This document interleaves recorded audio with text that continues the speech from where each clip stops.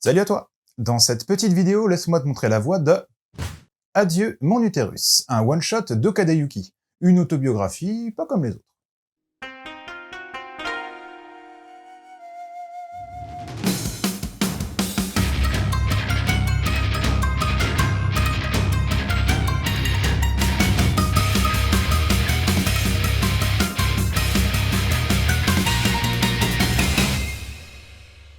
Okada Yuki, 33 ans, est mangaka, Mangaception.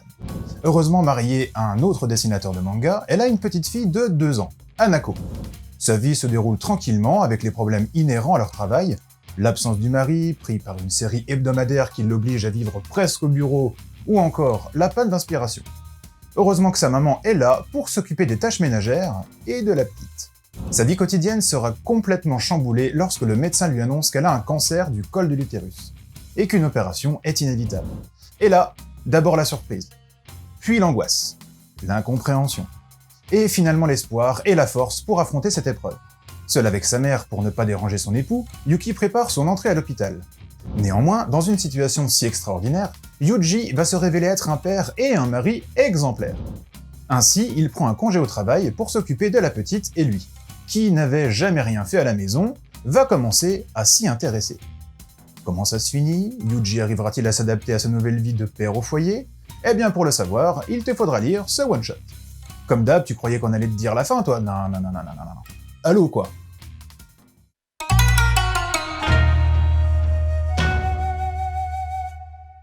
Pour traiter un sujet si sérieux qu'une maladie grave, l'auteur a choisi un dessin qui s'approche des chibi. Les proportions ne sont pas bien respectées et les visages ont la particularité de n'avoir que les yeux et la bouche. Mais cela suffit pour les faire exprimer leurs pensées et leurs sentiments. En effet, les yeux des personnages changeant à chaque moment sont pleins de vie. Par contre, les médecins et les autres patients ont un visage complètement dessiné et individualisé pour montrer la personnalité de chacun d'entre eux.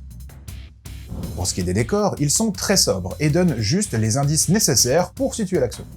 L'intérieur de l'hôpital, par contre, est d'un grand réalisme, tout comme les différents traitements et autres objets médicaux, les protocoles à suivre, etc.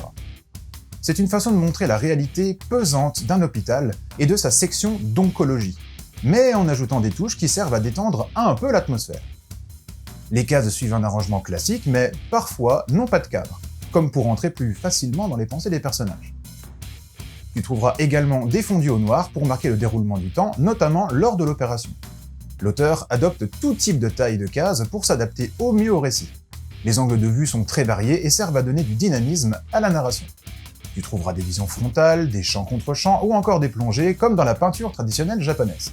Parfois, des visions subjectives se mêleront à tout ça pour coller au plus près à la peau du personnage.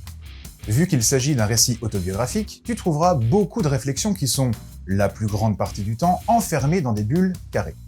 Cependant, pour retranscrire au mieux les sentiments de Yuki, ses pensées sont enfermées dans d'autres types de bulles, pour montrer leur intensité, enfin, tu vois, t'as compris. Ce one-shot a été publié au Japon en 2017 par Kodansha et en France en 2019 par Akata Éditions. Au vu du sujet très sérieux qu'est le cancer du col de l'utérus, une partie du prix du manga est reversée aux associations pour la recherche sur le cancer. L'édition française est soignée et la jaquette montre les dessins comme des esquisses, colorés en nuances de rose, plutôt doux et chaud, peut-être pour faire oublier la gravité du sujet et pour donner une certaine douceur à ces moments vraiment durs dans la vie des patients. Sous la jaquette, des petites histoires expliquent certains aspects du manga de façon plutôt humoristique. Le récit de femme courageuse, c'est ton truc? T'as pas peur de te frotter aux problèmes de la vie quotidienne et aux maladies? Alors, ce manga est pour toi.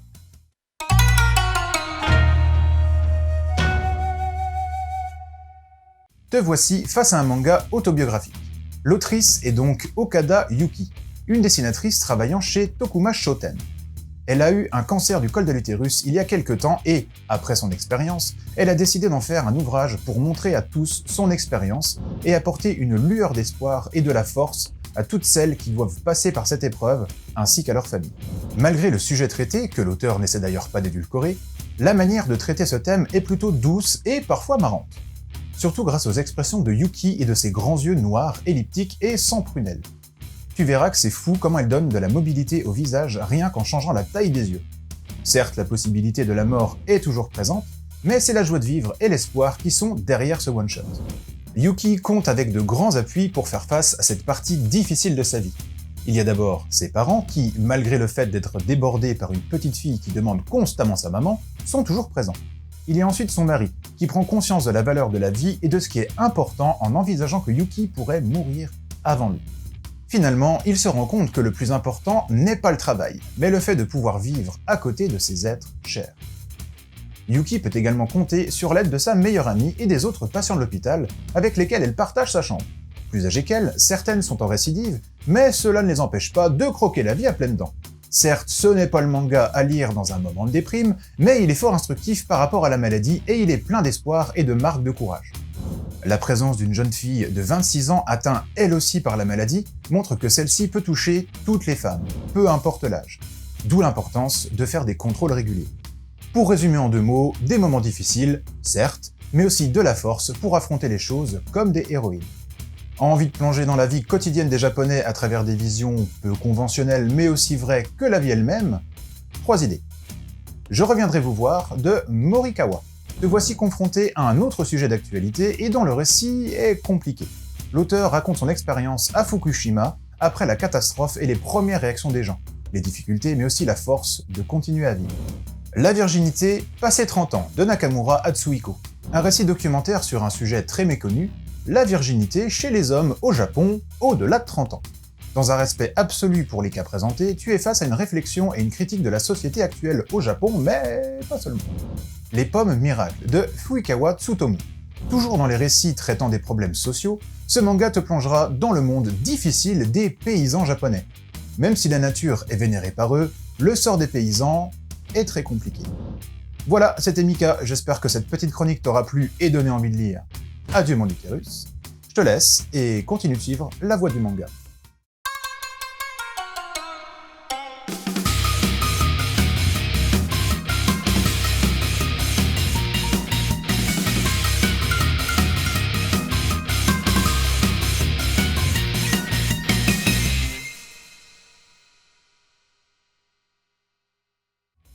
Non mais en vrai, ça fait quoi d'avoir un utérus? Quelqu'un peut changer avec moi là une journée, un de ces quatre? Non? Oh, vous êtes pas drôle.